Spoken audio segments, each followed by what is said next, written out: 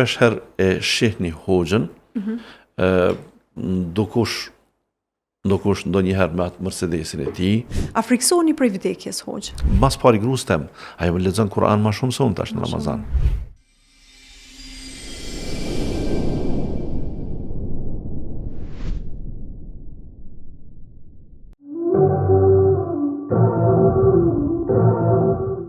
Në këtë 10 ditë të fundit Ramazanit është shumë nderë dhe kënaqësi për mua me pas hoxhën e nderuar Muhamet Dërmaku. Mirë se erdhët, hoxh. Selam aleikum. Aleikum selam ورحمة. Mirë se gjej, faleminderit Lera. Faleminderit për ftesën.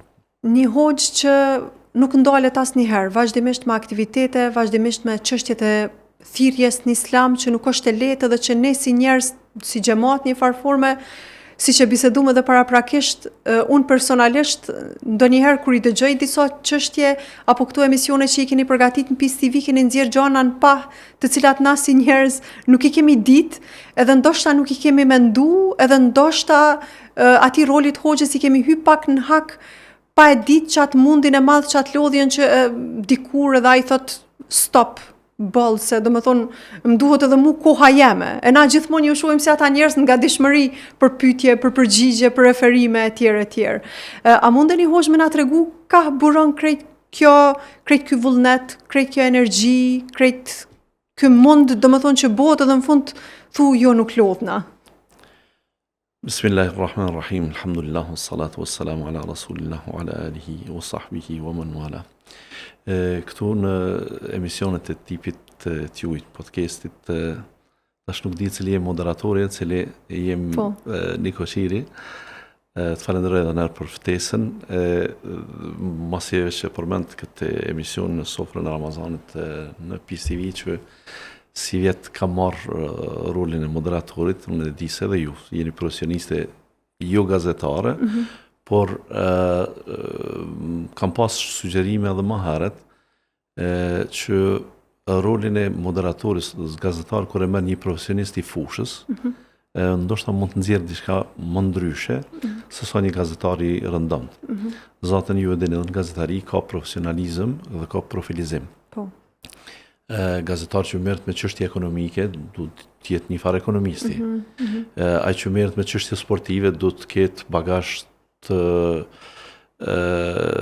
kaluarës, të tregut sportit në përgjithësi, ose ta marrim një sportit të caktuar, dhe nuk do të thotë vetëm pse përfundon fakultetin e gazetarisë do të jesh gazetar sportiv tazëm, e tjera.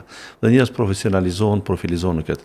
Ajo që më pati bërë përshtypje dhe emisionet e tipit podcast, po them pranë është për herë parë këtu te ju, që e kam ëndër dhe kjo që po e shihni tash në këtë Ramazan do të jetë një farë e nisjes që me hoxhallar të bëjmë intervista të tipit podcast të metrazhit gjatë, po e them. Intervista 5-6 orëshe e tjera. Shumë interesant po tingëllon. Nuk është qëllimi që ta lodhim dikën, por të interesuarit është mirë që të njoftohen me atë predikuesin, sidomos po e them me hoxhën, sepse hoxha jo pse është i veçantë, është njeri, por thirrjen e ka të veçantë, se bën punën që në original e kanë bërë njerëz jo të rëndom, profetët, e kanë bërë pejgamber, dhe ai ka marrë një hise të trashëgimisë më të çmueshme, të vlera më të larta, më sublime që janë qiellore në tokë, dhe të jetë trashëgimtar i pejgamberëve, kur ai pra është me rolin e thirrjes, me rolin e predikimit dhe thirrjes islame në për të nxjerrë njerëzit nga errësirat e ndryshme në udhëzimin dhe dritën e Zotit, natyrshëm që ai njeri është i veçantë për atë kategori që i bindet në atë kuptim ose i përgjigjet thirrjes tij. Dhe rrjedhimisht ju shpesh herë e shihni hoxhën, ndokush ndonjëherë me atë Mercedesin e tij, me një koltuk të mirë, me ndonjë laptop të mirë, me ndonjë telefon të mirë, e tjera, të cilat thonë të drejtën, ato nuk janë produkti i fitimit tonë që e kemi, Ata janë burrat e mirë, njerëz të mirë, familjarë të mirë mbi të gjitha, që i kemi përreth dhe që na bëjnë të mos korritemi para tjerë, por për ndryshe, sikur ka thonë babai Molla Jakupit, rahmet shpirti i past, dyve, i kishte thonë babës tem, më janë dhimbë sur hoxhallarët, kur i kam pa gjithmonë të varfër. Ai ka folë për kohën e tij të mëhershme. Thot mirë po, thot këtë gajlet kaq të madhe thosha me vete, pse këta njerëz Zotit e vujnë për çështjet bazike të jetës. Po flas në atë kohë kur njerëzit kanë vrapu për një kafshat buke. Dhe e thot, Haxhi Asip, thot e kuptove? Thot po, deri kur më boj jam i hoxh për Molla Jakupin e madh. Thot pse çka kuptove? Thot po, ka s'pjam myshin hiç me punu. Ai ka qenë bujk i mirë, bujk i fuqishëm, edhe vetë Molla Jakupi në një intervistë e thot, ku ti thom babës mu bo unë hoxh, ku ai ka qef mi pas 9 djem bujq, e cilin t'ja marr, dhe kësaj pra, ne nuk punojmë, nuk jem të angazhuar në punë të cilat sjellin fitime, për një pagë të imamit kudo që t'jesh është diçka modeste, po duhet them dikush e shep profilin e hoxhës, me thonë këta janë ballë të xhakut, këta janë të respektuarit, këta janë gjithmonë në vijën e parë, ose dikush mund ta thotë edhe në mënyrë figurative, këta e çelin mjedisin e baklavës kur shtrohet në sofër. Do të thotë janë prej drekës në drekë, prej darkës në darkë, prej iftarit në iftar. Mirë po, një hoxh për të ardhur deri aty ku është, ka shumë shka për të dhënë. Dhe ka shumë hoxhallar që në fakt mendoj se pluhuri i harresës historike ndoshta ja ka mbulu dhe nuk i, për shkak të modestisë, nuk i tregojnë se si ka pas vështirësi të bëhet hoxh. Se si kanë qenë problemet derisa të arrin deri te ajo ditë që ai del dhe të predikon ose të predikon, pra, më mirë për të themi, Zot Shpillëk dhe mësimet fesë pastaj për të tjerët. Pra, ajo esnaforia e tij që duket është për plot e mbushur me xhemba, me gur, nuk është rrugë e asfaltuar dhe e lehtë. E unë këtë mendoj që hoxhallarëve ata nuk do t'ja japin gazetarëve këto informata. Por nga fakti që unë jam djalë hoxhe dhe kam shfrytzu nga bagazhi i babës dhe jam rrit në odë të hoxhallarëve, di shumë prej dhe babën e kam pas që të tillë që nuk ka pas hoxh të vyshëm që nuk e ka dashur. Dhe i kam vlerësuar gjithë. Do thotë ka qenë shumë i veçantë këtë vijë. Rrjedhimisht pra kur i don hoxhallarët dhe ata i kenë në odë shpesh, i kenë në mjediset private të ndajave të ndryshme, ke mundësi të dish edhe për jetën e tyre private, që ata ndoshta ndonjëherë pahiri tregon kalimthi se si ka pas një vështirësi të tillë, dhe unë tash ato po mundon t'ju nxjerr njerëzve hoxhallar musafir që po i kam. Dhe emisioni jo që jam far moderatori, ose për herë parë po e bëj këtë detyrë, por për faktin që po i nxjerr me një pamje ndryshe xhallarët. Kemi pas të nevojshme. Dhe ka qenë kjo nevojshme. Në fakt po njoftohen njerëzit me personalitetet të tilla, atëherë del se një hoxh nuk është çështje e lehtë. Aq më tepër kur shumica prej nesh për studimet nuk i kemi të mundshme të i bëjmë në vendet tona, edhe nëse hoxhallarët kanë qenë të vjetër dhe kanë studiuar, kanë mësuar në vend, pra megjithatë jo afër vendbanimit, janë detyruar të shkojnë për qendra më të mëdha, jo pa hiri vlera, medreseja ka konvikt. Pse shkollat e mesme të rëndomta nuk kanë konvikte? Konviktet zakonshëm janë organizim i komunave. Ndërkaq medreseja ka konviktin e vet, sepse për të ardhur një nxënës dhe për të studiuar nga vende të ndryshme duhet të ketë ku të akomodohet, sidomos kur vjen nga fshatra të larta, të thella, nga vendbanime ndryshme. E dëgjova në një intervistë një hoxhe që ka vdek, Mulla Mustafa Dervisholli, Allahu mëshiroft atë, tregonte për hoxhën e Jujit të madh, Fahri Efendin nga Gjakova, i cili ka qenë hoxhi i hoxhallarëve, thoshte babaja. Dhe Fahri Efendia thotë kur vinte në mbledhje në kryesinë e Bashkisë Islame, nuk ka pas mundësi që edhe të vinë në mbledhje edhe të udhtoj në mbramin në Gjakovë. Është dashur të bujë të flej në dikun këtu në Prishtinë. Imagjinoje pra Alamet Hoxha një udhtim, pra është dashur ta bëj me autobus ose me tren, prej Pejës e tjera, kanë ardhur pra me orë të tëra dhe janë detyruar që një natë para të flejnë në Prishtinë dikun, të kenë një han dikun se hotelet të rralla dhe Hoxha nuk ka qenë shumë e lavdrueshme të jetë në për hotelet, azëm e tjera. Do të flasim edhe për këto paragjykimet, por realisht Fahri Efendiu ka qenë dhe familja e tij kanë qenë themelues të medresesë madhe në Gjakovë, që ende sot kontribon aq shumë jo vetëm për Gjakovën, por në përgjithësi për tërë rajonin shqiptar për nxjerrjen si qendër e Hifzit, si qendër e Hifzit. Çka e bën të vështirë hoxh, do të qenit hoxh? Çka janë ato detajet që hoxhallarët në përgjithësi dojnë me i mbulu, mos me i nda me tjerët? Po ta them një që ndoshta edhe vetë hoxhallarët nuk e vërejnë këtë. Kjo është rruga e Zotit. E rruga e Zotit ka pengesa. Pengesa kryesore është djalli. Derisa njeriu si krijesë djalli, iblisi ja ka fort inati.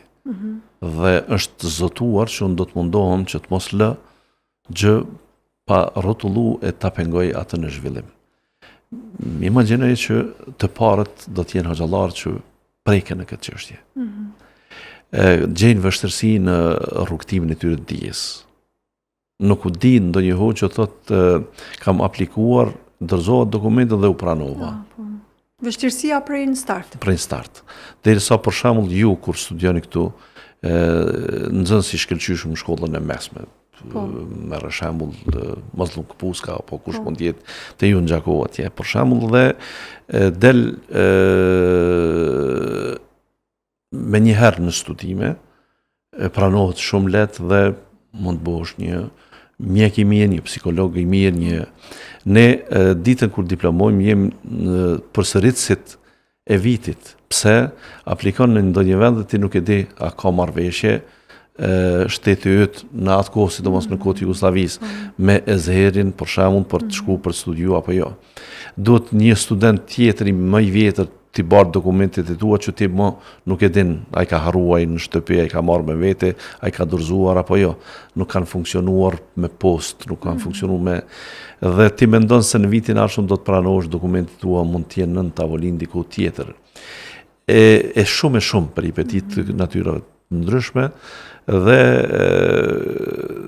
kur vendosesh në këso udhkryqje, në mosha të reja, aq më tepër, nëse ka ndonjë thirrje në familjes, ti je për mjek, që na ka ndodhur kjo se ti je nxënës i shkëlqyshëm, ti nuk do të bosh hoxh, ky profil ka parë më shumë, ky ka afinitet më të madh nesër, ky ka të ardhura, ka karrierë e tjera, dhe në të kundërtën ti e shes se me krejt shkollimin tënd ty të pret një xhami në fshatin tënd, nëse je i fshatit.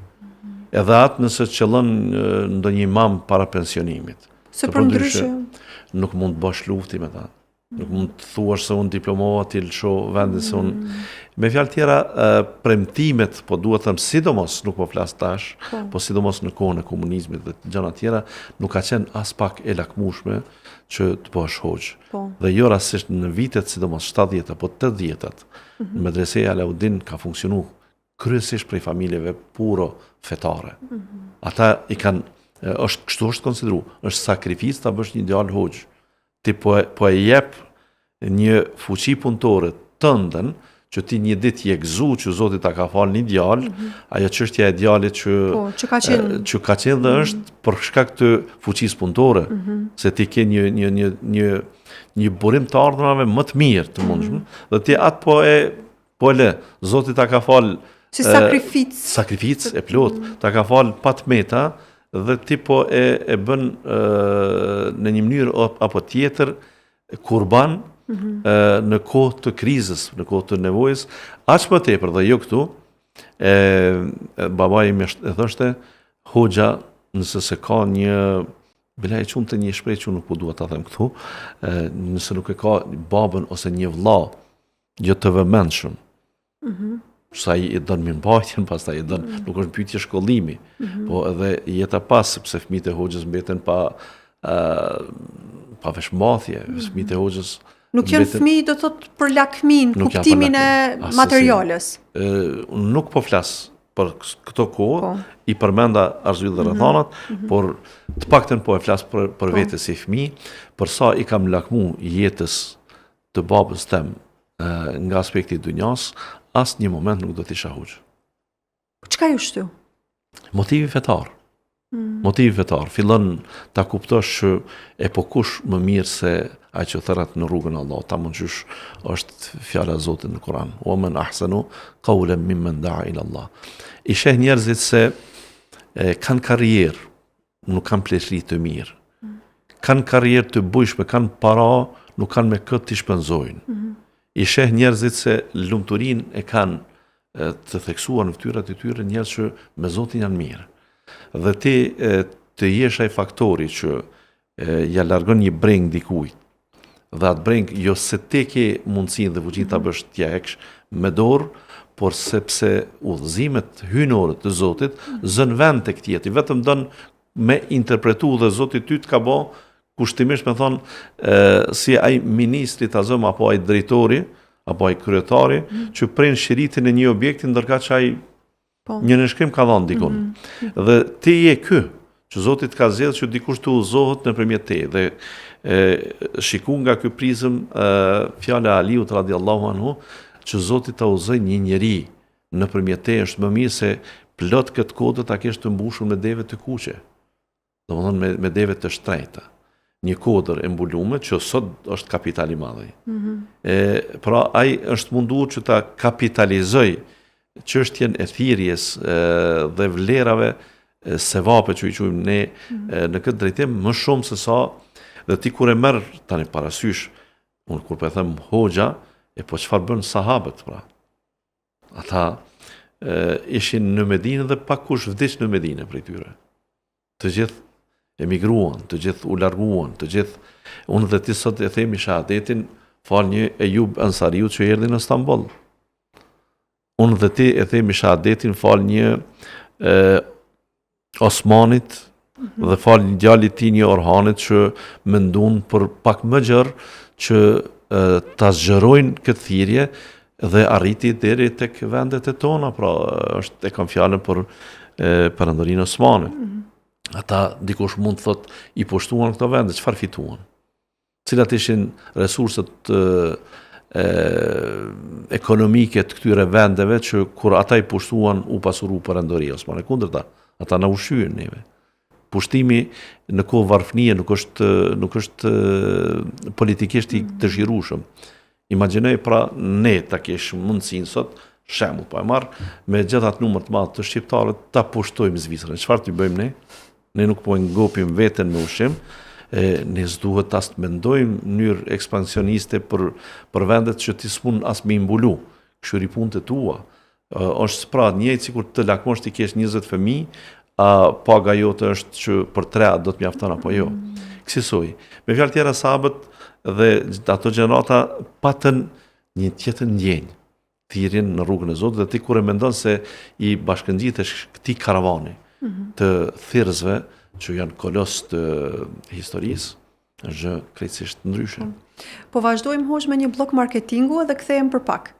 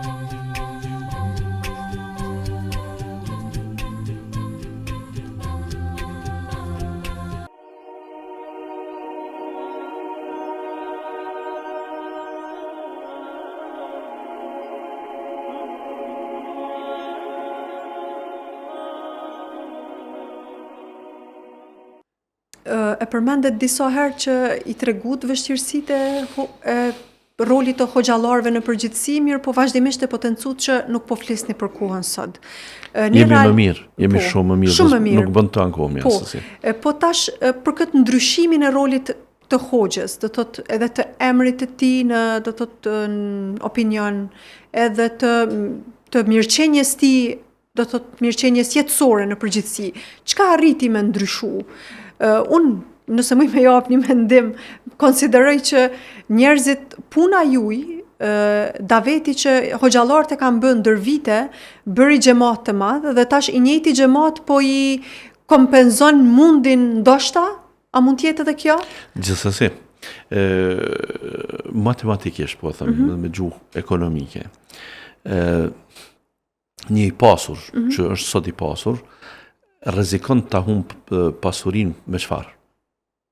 Me gjitha ato që i lufton hoxha. Po. Kumori, lojrat e fatit, alkooli, vrapimi mas dukurive negative, mbrëmjet muzikore, cilat e mpin njerën shumë më shumë se sa alkooli, aja ty i humb parat.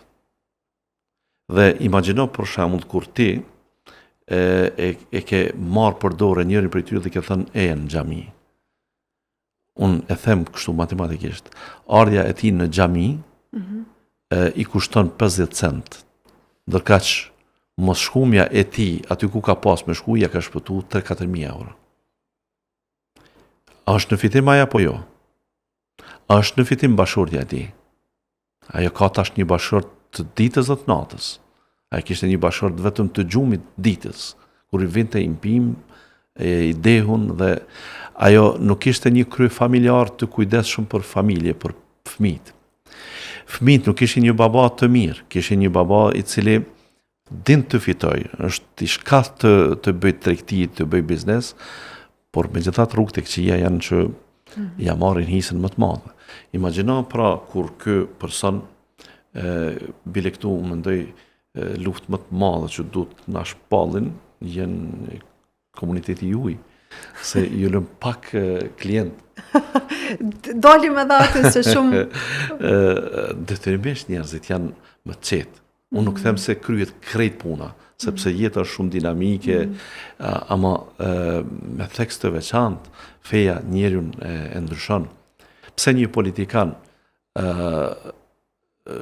kalon në dukurit negative pa dashje? Pse përmendet dhe këto ditë doli njëri për shembull dhe tregoj pa turp se bari apo marihuana që i thoni dikun mua mund gazllën dhe kjo nuk duhet të jetë ndaluar madje etj. Pra, pse një politikan duhet të kalojë në pimje kronike të alkoolit? Sepse sfidat, problemet që i ka nuk mundi të i kalojë me mendje të lirë. E po çfarë bën hoxha?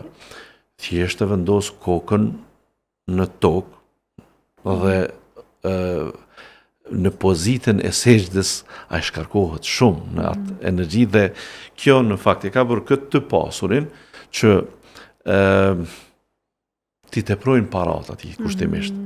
A nuk do t'ishtë ai mirënjohës. Unë nuk ka them se ata tash kthehen dhe ja shpaguajnë hoxhës atë, por kjo ka bërë që të ketë një ngritje ekonomike të komunitetit. Dhe kur ka ngritje ekonomike të komunitetit, për shembull, ku njerëzit që e duan muzikën janë të pasur, normal që këngëtarët do të pasurohen. Unë nuk them që këngëtarët i vjedhin ata, ose po vetë ju se me qatë punë pasionon ata pas tyre dhe kur njerëzit e duan sportin, sportistët pasurohen. Kur njerëzit e duan sportin dhe janë të pasur, paguajnë për reklama, paguajnë për dikush pra me fjalë tjera, njerëz që fetarizohen dhe janë të pasur, i bie që nuk do të jetë shumë larg pasurimi i tyre dhe edhe hoxha. Ju e dini një rast për shembull se një tjetër që filan hoxhës ju blen një veturë me rastin e pensionimit. Ata nuk e ditën se hoxha ka nevojë më tepër për shtëpi se sa për veturë. Por hoxha kur nuk i ftojnë në shtëpi ti tregoj se vetura për mund moshën 65 vjeçar pa ka kuptim. Në vitet kur unë udhëtoja në kodrat e Shqipërisë pa këtë rrugën e kombit që sot ta lehtëson rrugtimin, atëherë të ma kishit ble ju një xhep që i përballon atyre kushtet, do të ishte shumë nder për mua, por ja që unë i kalova ato vite tash në pensionim, por megjithatë është një menjoje për punën që ka bërë një hosh. Është bërë mediale ajo dhe shumë është diskutuar. Po ka unë them të gjithë hoxhallarët jemi të këtill. Unë personalisht për herë parë në këtë vit kam ble vetur. Për herë të parë? Për herë parë. Çish keni funksionu? Vllai ka qenë edhe veturën para kësaj vllai me dikën tjetër ka qenë pse hoxha ka vetur pa klim, pa air condition. Do thotë kam pas, mirë jam një komod, pse shkon në emisione me këmishë të djersitun, kështu e kishte thënë njëri në Zvicër, thotë s'dua të jem unë me një vetur më të mirë, hoxha tjetë kështu. I kishte thënë vllai tim dhe ma kanë dërguar një vetur tillë. Po e marr këtë shembull. Po. Dhe kjo i bie se ti në syrin e tjetrit dukesh se je mirë, por jo se ti ekonomikisht ke një bazament qëndrueshëm të ardhurës, sepse nuk është bile shpesh ja tham nxënësve dhe hoxhallarët të rinj, nëse mendoni të pasuroni, largoni prej këtij profesioni, se ky nuk të pasuron. Madje edhe nëse ta jep mundësinë, nuk janë mundësi të shëndosha. Bësh hoxh i poshtër, bësh hoxh idiot, bësh hoxh që e ndjek, bësh hoxh që jep fetva të pasurve ndryshe, të varfërve ndryshe. Dhe kjo do të jetë e dëmshme. Ndërka që ai hoxha që nuk i trembet syri dhe ja thot fjalën e drejtë atij që duhet thënë në kohën kur duhet thënë, pavarësisht impaktit që mund ta ketë në raportet e tyre, ai është hoxha. Po. I përmendet hallet deri te brengat e njerëzve, që realisht e diskutuam edhe ne para fillimit të podcastit, më thonë këto vështirësitë që njerëzit i hasin vështirësi, edhe e kam kuptuar dhe gjatë punës time të përditshme me klientë që shumë shpesh ndodh që thojnë jem konsultuar, kom pyet hoxhën, domethënë edhe është unë mendoj një ngarkesë, ne si psikolog funksionojmë kështu, do thotë punojmë me raste, mirë po njëkohësisht punojmë edhe me veten që me qenë të shkarkuar emocionalisht gjatë punës tonë, por realisht një hoxh nuk e bën këtë, edhe që tash kam filluar me mendu që edhe hoxhallarët kanë nevojë për një rehabilitim, një formë mu marrë me veten, për shkak se ngarkesat konsiderojnë jashtëzakonisht të mëdha që na as nuk i dim, për shkak se veç hoxh shkon në xhami, domethënë roli i tij nuk është i përmbledhur edhe i dukshëm çaq sa na e dim si njerëz. Edhe a e ndjeni qatë ngarkesë? Gjithsesi që ndjet unë. Kur njeriu të bën pyetje të ndryshme, për shembull, abuzon burri, kam vështirësi me fëmin, kam vështirësi me prindërit në aspektin fetar, do thotë çështje që janë shumë delikate me ju dhënë përgjigje. Nuk i gjen libër. Po. Nuk janë përgjigje profesionale. Po. Bile shpesh dikush orientohet dhe thot ta pyes hoxhën. Në fillim unë merrem me probleme familjare shumë. Po. Dhe më pat pyetur një hoxh i ri, tha cilat libra po i lexon, thash nuk ka libra që mund të referoj, ai mendonte për libra profesionale që dikuj tjetër shpesh kur du ti tregoj, kur du. Cilave natyra janë pyetjet. Në mos pakti janë të natyrës profesionale të ngushtë. Për këtë arsye hoxha detyrohet bëhet një psikolog, detyrohet jetë një sociolog patjetër, detyrohet pastaj të di edhe nga fushat e tjera, për shembull për fushat e të pyet për zakatin, po s'ke çare pa ditë shumë për çështjet të ekonomisë. Dhe njohuritë që duhet shtohen dhe duhet t'i kesh krahas njohurive profesionale. E pse? Sepse njerëzit drejtohen dhe kanë besim. Sidomos tek çështja e besimit, ju jeni vetë psikolog, kjo çështje është shumë interne. Dhe njerëzit edhe atë ordinancën duhet ta kenë pak me tjera dyrë, të ndryshe. Nuk do të jetë dikush që pret në radhë për të ardhur te ti, dhe ky tjetër ta shoh se dhe ti pas ke probleme si unë, ndoshta. Me fjalë tjera e shohin gjithë një hoxhën se në xhami bile ka shumë xhamat që në mënyrë mos ta them me mjeshtri e bëjnë këtë, duke dalë prej xhamisë kënë se kam një pyetje, në fakt ai ekskluziv ka ardhur me fal namazin afër teje. Që me ta bëhet pyetjen dhe thot pak në kom këtu dhe një orë ta merr kohë. Pse? Sa nuk ka pyetje, ai është dert, ai është gajle, ai është problem. Dhe këto në fakt të ngarkojnë. Unë mendoj që po të mos ishte lidhja shpirtërore e hoxhës si hoxh me Zotin, në kuptim si musliman. Nuk jam tu e thonë për diçka ma shumë jam ma pak. Ato janë probleme që mund të prodhojë te hoxha defekte të natyra të ndryshme.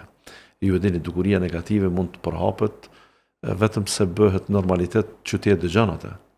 Dhe duket normale, sikur thu, krejt fëmijë tjerë janë çore ditë, po dhe ky imi s'është problem. Se problemet i tilla që të vinë dhe të adresohen. Pastaj më ka ndodhur që në fillim në hapat e parë, ndoshta 2 ditë nuk mund të flija mirë. Prej dëgjimit këtyre problemeve. Rrëfimeve që sepse ti përkthen në vete. Ajo të tregon problemin dhe ty duket që është motra jote. Ajo të tregon problemin dhe tregon për ndarjen e pandershme që ja bën burri në momentin kur e kupton që ajo s'ka rrugë më ku të shkojë. Është mbushur me fëmijë, nuk ka të ardhurna personale, familjen ajo veç e pati braktisur kur e ka zgjedh këtë burrin e mirë. Dhe ajo është prish në fakt me këtë rrethin për të, ky sot e gjen momentin dhe ti kur këto i përjeton për shembull, dhe del në lëkurë të saj, nuk ke kur farë mekanizmi, se po ti jesh ti shteti, po ti jesh ti prokurori ose gjykatësi, ti merr ndonjë mas, po ti s'ke çekanin vendimeve, ti je thjesht një sugjerues, një thanë nga njerë me shqitmen, kur gjo ma tepër. Dhe eventualisht pra, këtu vjen ai roli i hoxhës, kur është ai xhamatliu i respektueshëm dhe thot, hoxh mos ke dikush që ka nevojë për iftarin tim, për kafshatën time dhe ti din me orientu, apo është kjo motra që ka këtë problem për shembull. Me fjalë tjera janë gjana që mund me të ngarku, pak për te ndoshta kapacitetet dhe mundësive. E keqja do të ishte nëse hoxha këto nuk e vren. Dhe i bartë ato që po thu dhe në një ditë prej ditëve ngulfatet për probleme dhe familja jote nuk t'i kanë borxh ato. Fëmijët e tu nuk t'i kanë borxh ato. Sepse nga njëherë të duket sikur pse je martu për atë atëherë. Se edhe ti je njeri i rëndomt, dhe kur je njeri i rëndomt, bëj edhe ti jetën e rëndomt, pra. Daje kohën për familjen, daje kohën për të tjerët. Këto fjalit e fundit, besoj që nuk i transmetoni, mos i dëgjaj gruaja ime. Jo, shpresoj që e ka që atë mirë kuptim me ditë rolin e juaj që e keni. E ka, shumë e ka, e falenderoj nga zemra, ndonë se ka mjaftueshëm. Ndonë se i ka momentet e veta kur duhet mi a shpjegu. Në kuptim pra... Shumë po më pëlqen që e kërkon sqarimin. Po, për shkak se nëse kalon i tërë Ramazani dhe ti bën vetëm iftarin e parë me te, i tëri, dhe kjo nuk është një vit. Normal që në prizmin e një gruaji duket se është sikur populli dhe gruaja shpeshherë që ti prej darkës në darkë. Dhe ose prej udhëtimit në udhëtim, prej aeroplanit në aeroplan, prej mexhlisit në mexhlis. Në çdo mexhlis ti dukesh që vërtet i jenë ballë të gjaku, siç thash më herët, ose dukesh i nderuar dhe respektuar, por nganjëherë duhet t'i themi po mirë. Sidomos atë ditën kur ti je i lirë, ajo thot ku po dalim, ti mezi spret me thonë, po unë e du shtëpinë, ti po mendon se mu nuk më rridh në shtëpia. Unë e du bukën e mëngjesit me ty. Unë e du atë bukën e thjesht, sepse je monoton me gjithë ato, po i thëm... Qyshe arrini me menaxhu, po që të pjesë? Qysh tentoni me mirëmbajtje që mos mu të pru një farforme? Vartë, ka prej kolegësh, po gjuj pak tu, ka prej kolegësh që janë shumë të kujdesshëm që me gratë mos i prishin punë. Dhe kur I thirr kohë pas kohë, për shembull, din të thonë jam mjaftueshëm për sot është ka disa që e teprojnë më shumë, unë jam prej atyre që e teproj me çdo me lëvizje. Me lëvizje pra. Mirë po I kam thonë disa herë. Kur dal për qef, mërzitu, sepse nuk fiton ti asgjë.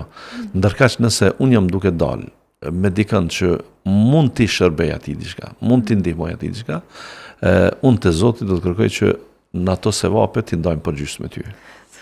Dhe llogarit e veten që ti je ai gjysmë hoxha që po bën të njëjtën punë. Dhe jam shumë I kënaqur këtë drejtim. Vërtet unë me fëmijët nuk jam marr hiç fare. Dhe nuk mund të jesh kështu, po të mos e kesh shtëpinë të mbushur me një grua që aq më tepër kur I kam pas edhe prind gjallë. S'mund të jesh ti I tillë me dal me bë aktivitete fetare kur ti mund me ditë se baba dhe nona jote kanë probleme me nusën tënde. A kur unë për shembull e kundërta, dhe ata I kanë pas fajt.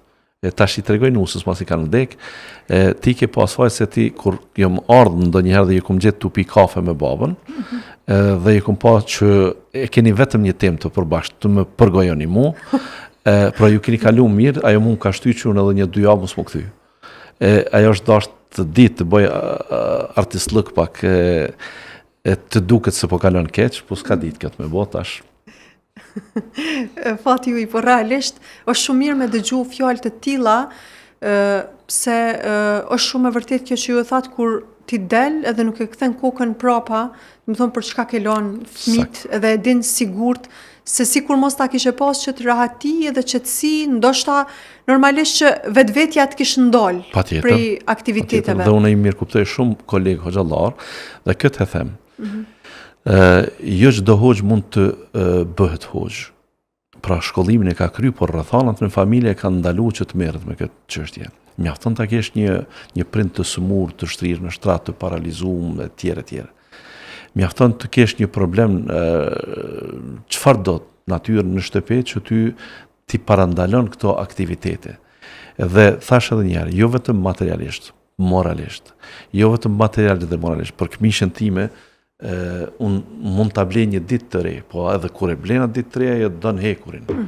Pra po të mos jetë dikush që të rrin mbrapa, për këtë unë e them. Fjalia e famshme mbrapa çdo burrit të suksesshëm që qëndron një grua. Unë e di se kjo mund të lexohet edhe të kundërtën. Pra edhe mbrapa çdo burrit të pasuksesshëm është një grua. Pra kjo mund të jenë në të dy anët, por me të vërtet, gratë e hoxhallarëve mund të mos dihen emrat e tyre, mund të mos e kenë famën e burrave të tyre, por vallahi billahi ju garantoj që I njohim me punën dhe aktivitetin e burrit tyre pa e ditë ne emrin personal të saj, emrin privat të saj, sepse reflekton. Rahatia e hoxhës në mimber, rahatia e hoxhës në mihrab, rahatia e hoxhës për të shtjelluar një problem, I bie se dikush është ka I qëndron mirë mbrapa. Në të kundërtën, po të mos ishte ajo që ja jep këtë rahat I hoxhës, do të ishte shumë ndryshe. Dhe ne nuk është që nuk shohim ndonjëherë dhe hoxhallarë që kanë probleme familjare. Madje ma rënda për neve është kur detyrohemi që të mirë me problemet e kolegut. Hoxh, do më thënë, e ka tepruar ndoshta me injorimin e problemit ose me mos trajtimin e tij, dhe e shes se hoxha ka një stagnim në punën e tij. Ka një stagnim në thirrje. Ti mendon se ndoshta mos veshkat apo sheqeri apo yndyra, apo jo, është ajo yndyra e madhe. Ashtu I problemi që janë injoruar dhe janë lënë pa u marrë me to. Patjetër. A ndodh hoxh ndonjëherë këtu brengat edhe shqetësime që I dëgjon edhe që ty të ngarkojnë me I nda me bashkëshorten, anonimitetin e kuptoj si patjetër. Si koncept. Mirë po kështu me I nda që me thonë, okay, çto po mundon edhe ta ndaj, vish ta foli me dikën. Medomos, ndonjëherë kemi interes ta bëjmë, në që ti arsyetohemi se ku po e kalojmë kohën, ndonjëherë për shkak se vallahi, kjo vlera besoj, edhe ju ndoshta përjetoni, ka plot prej rasteve që vinë me kërku ndihmë prej teje, ata me problemin e tyre t'japin shkollë shumë. E di, na ndodh edhe neve. Është bilet ndonjëherë duket që ai ekskluzivisht është nis prej shtëpisë ose me laçe, ashtu thojmë. Zoti ka thënë me dhon mësim ty. Sepse ti një problem të kësaj natyre mund ta kesh në kojshi, mund ta kesh afër. Dhe kur ti ja rrëfen, ja tregon këtë se ja çfarë probleme kanë njerëzit, mjafton që të nxirret një elhamdulillah prej fundit të barkut, nga bashortja dhe nga ti, edhe për këto arsye i rrëfen, i tregon, duke ruajt privatësinë. Bile jam shumë i kujdesshëm në këtë drejtim, sepse nuk duhet që të shfrytëzohet rasti, se ti qëndron afër një hoxhe të dish për problemet e dikujt tjetër. Mesazhe mbështetëse, sidomos kur vinë pas një periudhe, pas një muaji, pas 3 muaj, pas 2 vite të ati rasti që ti ke harru fare, nuk të kujtohet as kush janë as nga janë, dhe interesante, lutën për familje shumë. Lutën shumë, Allahu ta ruajt familjen, Allahu ta ruajt. Dhe unë me zispres një screenshot. Që me dëshmu që krejt që ato që e kom bo, po na është e përbashkët. Për ty po lutën më shumë se për mua. Mashallah, alhamdulillah. A i ndihmon bashkëshortës në punë e shtëpisë ndonjëherë? Kam shijen në kuzhinë. Okay. Si student jam detyru që të përvilem edhe të po du të them Mahamendja që di mirë në këtë drejtim, sa me ju përzi, më janë ngatru antenat, shpesh herë jam i parehatshëm, ka pas kohë pra trileqen e parë në shtëpi e kam bo unë, jo ajo. Orizin arab e kam bo unë, jo ajo. E disa të tjere, por sidomos, mujmë ja thonë për këtë periudhën e fundit, në 10 vjeçarin e fundit, kam problem kur të mos jetë ajo me i gjetë endë ku janë. Kështu që arsyetohesh pse nuk... Jo, më ka ratu shumë, në drejtim shumë ka ratu, zotish problem, po në kuptimin nuk i kisha pritu, po të kisha pas ku. Po, shumë mirë. Hoxh, diskutum për rolin e hoxhës, për familjen, për bashkëshorten e juaj, po për bashkëshortet e hoxhallarëve që ju shumë mirë përmendët që na nuk i shoh, ndoshta mundemi me i pa në jetën tonë private, po jo publike, por realisht që mundi tënë edhe puna atyne lidhet gjysëm një farforme me kontributin që ju e ofroni për komunitetin. Po deshta me dal pak te pjesa na jetojmë për në përfundim se cili vdesim. A friksoni për vdekjes, hoxh? Përgjigjen nga 2 dimensionet e kisha dhënë.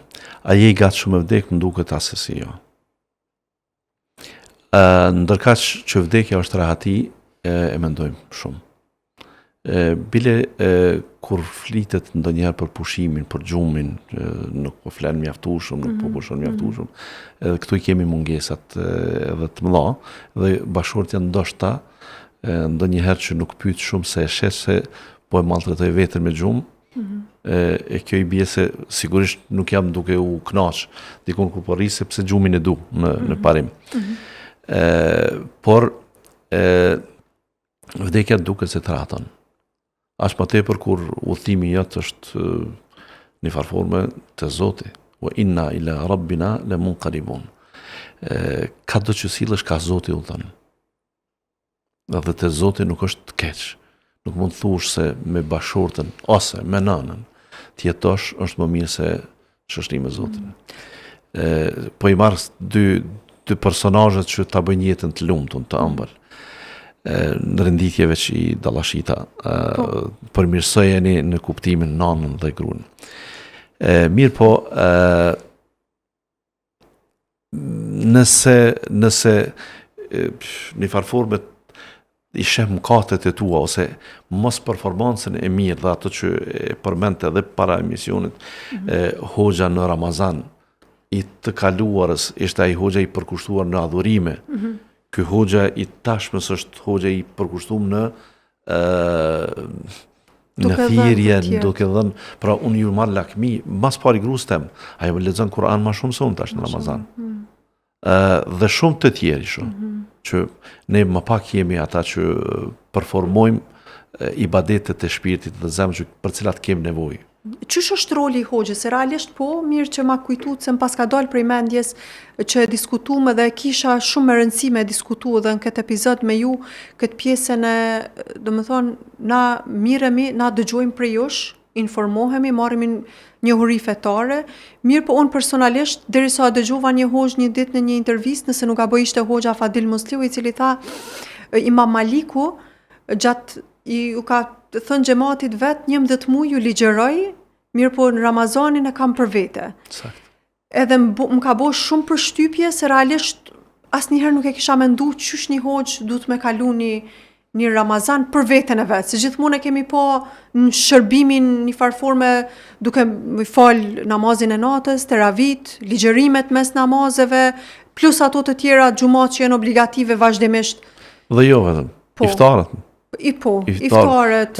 Unë bile shpesh kur më thret dikush në iftar, bile për familjarët më nuk kem marrëveshje të mirë kuptimit, ne nuk thirremi në iftar për të ngrënë iftar me dikënd, po ne thirremi për t'i ligjëruar dikujt. Po, fiks. Pra i Më bie thonë se- gjithmonë jemi një përgjegjësi. Sakt. Dhe ajo është që na largon prej familjeve, se për ndryshe kur thret dikush për çef apo vjen te unë në iftar, më ndodh që ditë i them jo se jam te gruaja i ftuam. Pra dhe ajo ka ftesë, dhe ajo ka renditje, por atë rri me gruan apo të bëm shkaktar të filani apo fisteku që të afrohet me Zotin, natyrshëm që gjithmonë ky pazar të shtin me lakmu, me shku kënej. Sikur ne kemi nevojë thjesht që Ramazanit ta bëjmë në Mekë, në Medinë. Do të thonë të udhtojmë, të largohemi, të jem si a disa ju lakmoj këtyre njerëz që shkojnë tash në umre. Në këtë Ramazan 2 ditë të vikendit isha në umre.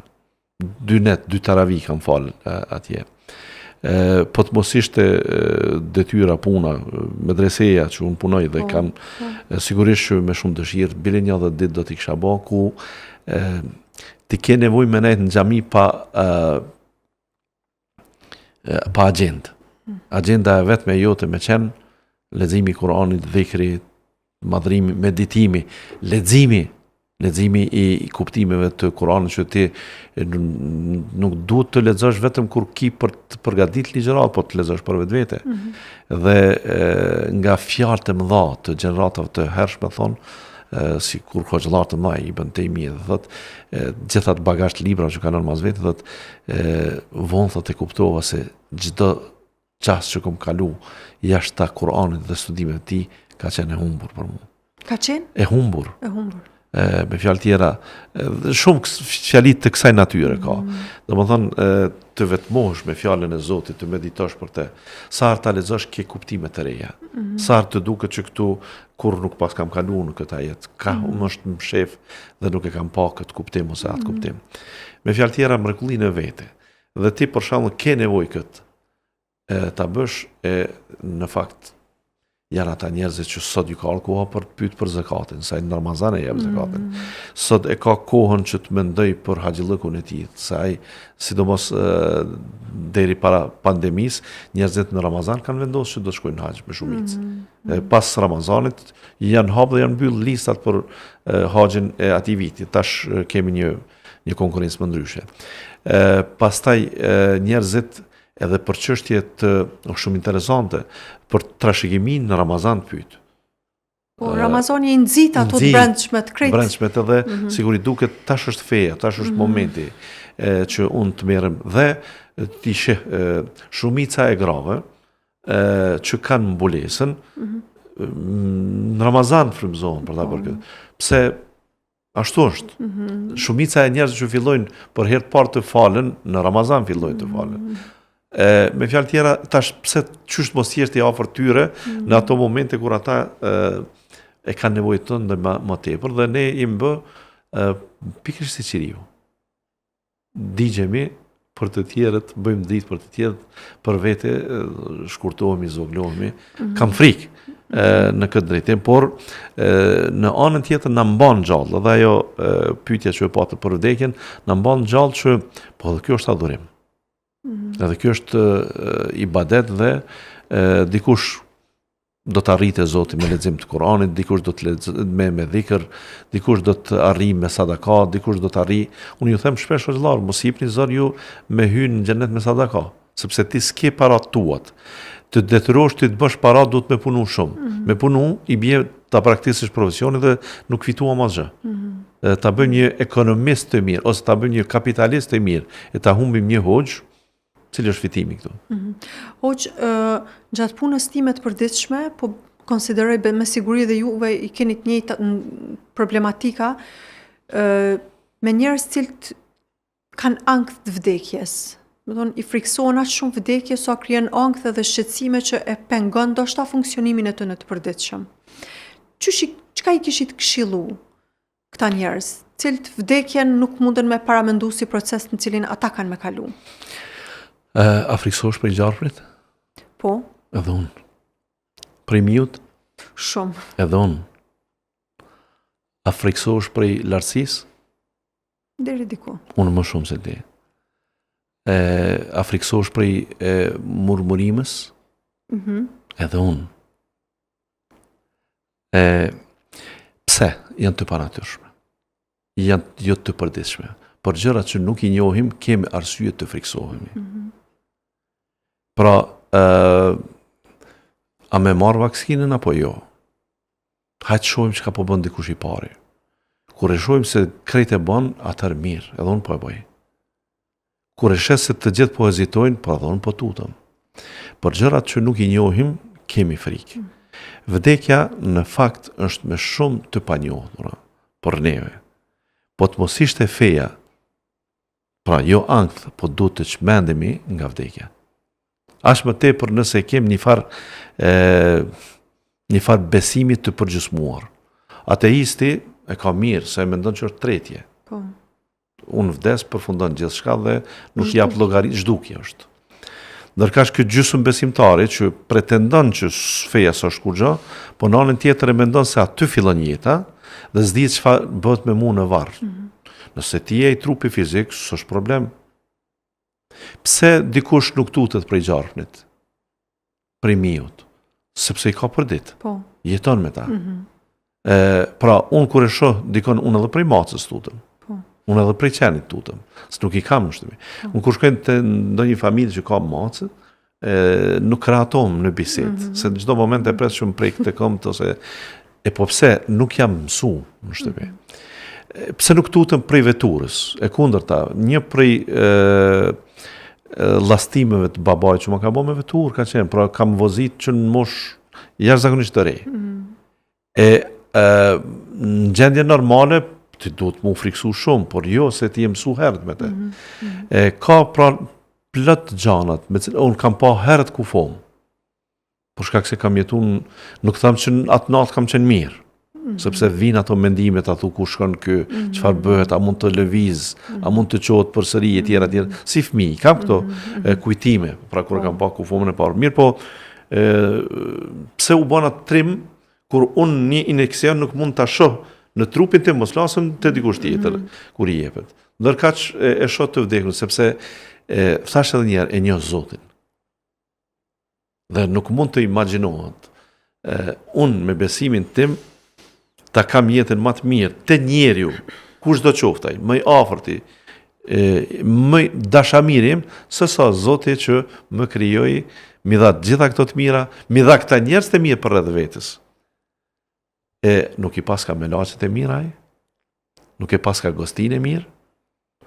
Nuk e paska mikpritjen e mirë? Ti mu i tut natës varrit? Pse? Çfarë probleme pate, me çfarë borxhe shkove?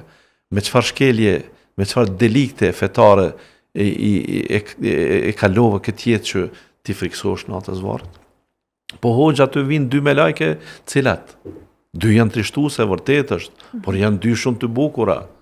Po aty është një pamje që trishton kur e sheh xhenemin, po pse ti mendon se ti do ta shohësh xhenemin?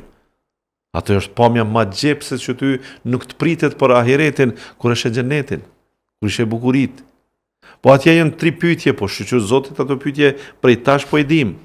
Cili student do të kishte ngel në provim kur i di pyetjet cilat janë. Zotit ka tregu, ka me të pyet kush është Zoti jot. Ka me të pyet cila është feja jote, ka me të pyet cili është profeti jot. Jo po atje kanë thonë që të merret goja, po valla. Nëse Michael Jacksoni ka qenë idoli jot, ka qenë filan sportisti Messi ose Ronaldo, këpuca e ti, fotografitë e ti, ti nuk ke asnjë pamje me çapën, ti nuk ke asnjë segjadë në shtëpinë tënde, ti ke krejt kujtime të atij artisti apo të këtij këngëtari, normal që emri Muhammed nuk do të kujtohet. Nëse ti shëmbëltyrën e njerëzimit e ke pas pjesë të jetës, pse të friksohesh? Pse të friksohesh ti të shkosh në shoqërim me ta? Pastaj merret edhe çështja e familjes, Vlera. Unë sot kam 5 fëmijë, kam bashortën, kam 4 motra, kam një vëlla. Vdes. Por unë shkoj te baba im. Dhe kur e mendoj këtë, beson Zotin sa jam gjendje me ditë që shkoj dhe takohem në iftar sonte me te, po t'i jap krejt këta që i përmenda. Mos të më preken, as fëmijët, as... po t'jem unë në shoqëri me prindin tem, me nanën time, me axhallarët e mi të gjithë, me dajallarët e mi, me hallat që shkuan, kur e marrë shoh me gjyshrit, domethënë ata që janë të afërm të mi, më shumë janë andej se këndej. Pra unë në një farë forme a më shumë të gëzohem që do të shkoj te ata, atë mërzitem që po i lë këta. Mos lasim ata djetarët e majat, Imam Malikun që e zure në gojë. Ta takojun atë, unë Shefqet Krasniqin që e kam hoqë, kolegë, dashamir, krenohëm 2-3 ditë, dora e butë më rinë kur e takoj, pra mas jem në mediumin ku e keni musafir të shpesht. Çka kur ta takojun Imam Malikun? Kur unë mund të takojmë me Ebu Hanifën atje. Kur unë e shoh Ebu Bekrin atje. Omerin. Kur unë mund të jem afër Resulullahit sallallahu alaihi wasallam. Për këtë mërzitem. Për shtëpinë time që tërmeti që budallallëqet e një presidenti dhe një tjetri mund të bëjnë luftë tretë botërore, që asgjë s'ki të sigurt, për këto unë të mërzitem, asesi jo. Gjitha këto janë të pasigurta, ndërkaq gjitha mirësit janë ato që të presin dhe janë të sigurta. Dhe për këtë arsye, prej shprehje të vdekjes, ndroj jetë, është shprehja më e mirë, pastaj u transformua të mëshira e Zotit, shkoj të mëshira e Zotit. Jetova në këtë botë me një mëshirë të Zotit. Një mëshirë e Zotit më mbrojti nga bombat, armët nukleare, bombat bërthamore, armët kimike të këtij dhe atij, dhe unë po jetoj. Por në mes në kujt jam tu jetu, dhe këta gjysma prej tyre janë të mpirë, të dehur, gjatë ditës dhe natës, dhe unë ndihem i sigurt, domethënë me atë 1% të mëshirës së Zotit, e tash me 99% të mëshirave që do t'i ketë në ahiret, atyre t'i friksohem unë, pse? Pra, ne du t'a njohim Zotin, po e njohim Zotin. Udhëtimi vdekja vetëm e dëshirueshme është. Bile, nuk du t'a motivoj dikën, por ne nuk guxojmë t'a përshpejtojmë vdekjen, se për ndryshe, sinqerisht është gjithçka e mirë. Keni një përshkrim jashtëzakonshëm, hoxh. Ju falenderoj shumë. Zoti ju nderoft. Zoti ju nderoft. Faleminderit për zgjedhjen, për ftesën që këtë muaj të bekuar ta përmbyllni me këtë emision. Me mua. E di që kam edhe shumë çka në kokë që kisha dashur me diskutu, por regjia më ka njoftu që disa minuta që kohën veç se e kemi përfundu, e shpresoj shumë që inshallah do t'ju kemi prap me tema të tjera. Faleminderit shumë, Allah ju shpërblet. Me kënaqësi, Zoti ju shpërblet edhe ju për kontributin që jepni në fushën e davetit islam. Vetëm pamja, profesioni, thirrja janë në vetvete që i thoni të tjerëve, unë u rahatova, ejeni dhe ju, rahatoni me këtë fe, me këtë besim. Dhe këtë krenari që e shpërfaqni para të tjerëve, kjo është vetë thirrja. Zoti ju shpërblet. Inshallah. Amin. Shumë faleminderit, e vlerësoj shumë. Në ndirë qofshi. Mirupafshim në episodin e radhës.